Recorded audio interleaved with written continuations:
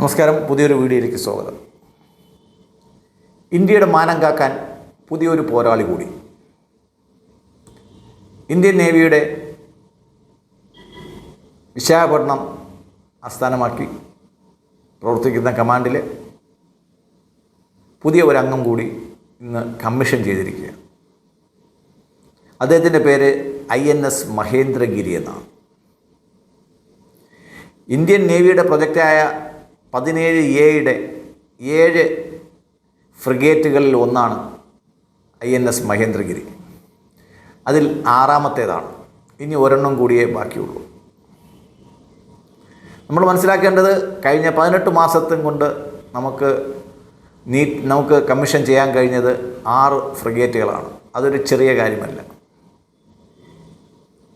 വളരെ സമയമെടുത്ത് ആയിരുന്നു നമ്മൾ ഇത്തരം കാര്യങ്ങൾ മുൻപ് ചെയ്തുകൊണ്ടിരുന്നത്. അത് പലപ്പോഴും പല രാജ്യങ്ങളുടെയും സഹായത്തോടെയാണ്. എന്നാൽ ഇതിൽ 75% ഇന്ത്യൻ കണ്ടൻ്റ് എന്നുള്ളതാണ് ഏറ്റവും വലിയ പ്രത്യേകത. ഇനി ഇന്ത്യയുടെ സമുദ്ര തീരങ്ങളെ, സമുദ്രാതിർത്തിയെ അല്ലെങ്കിൽ നമ്മുടെ കടലിനെ തൊടാൻ പാകിസ്ഥാനും ബംഗ്ലാദേശും ചൈനയും ഒക്കെ ഒന്ന് ഭയക്കും. ഇന്ത്യയുടെ ബ്രഹ്മാസ്ത്രം എന്നറിയപ്പെടുന്ന ബ്രഹ്മോസ് മിസൈലുകൾ ഘടിപ്പിച്ചതാണ് ഈ പുതിയ പോരാളി.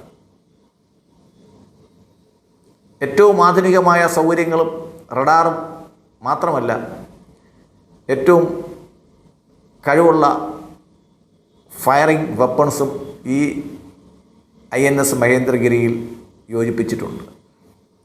കൂടാതെ ഏറ്റവും ആധുനികമായ റഡാറുകളും എല്ലാം ചേർന്ന് നമ്മുടെ സമുദ്രതീരത്തെ ഏറ്റവും സേഫാക്കി മാറ്റുന്ന ഒന്നാണ് ഈ INS മഹേന്ദ്രഗിരി.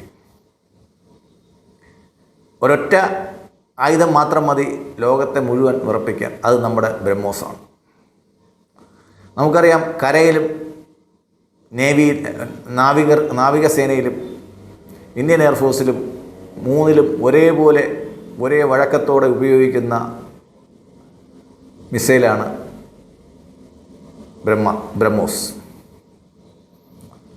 ഇന്ത്യൻ എയർഫോഴ്സ് അതിൻ്റെ NG version, new generation version വിജയകരമായി ഇൻ്റഗ്രേറ്റ് ചെയ്തു.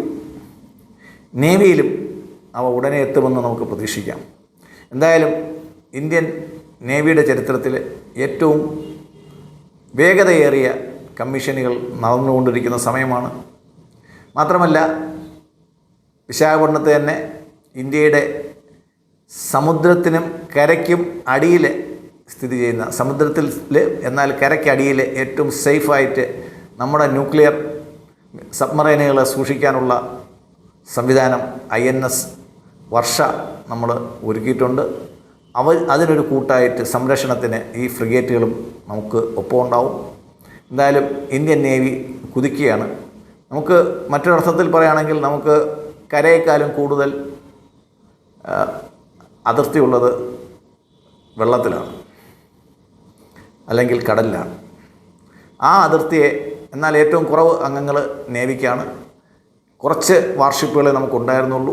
പലതും വാടകയ്ക്കെടുത്തതൊക്കെ ആയിരുന്നു. പല രാജ്യങ്ങളിൽ നിന്നും നമ്മുടെ നാടൻ ഭാഷയിൽ പറഞ്ഞ പോലെ എരവ് മേടിച്ചതായിരുന്നു പലതും. അവയൊക്കെ നമ്മൾ മടക്കി നൽകാനും ഇന്ത്യ സ്വന്തമായി നിർമ്മിച്ച സ്വന്തം കപ്പലുകൾ, സ്വന്തം യുദ്ധക്കപ്പലുകളും പടക്കപ്പലുകളും നമ്മൾ പുതുതായിട്ട് നിർമ്മിച്ചുകൊണ്ട് വരികയാണ്.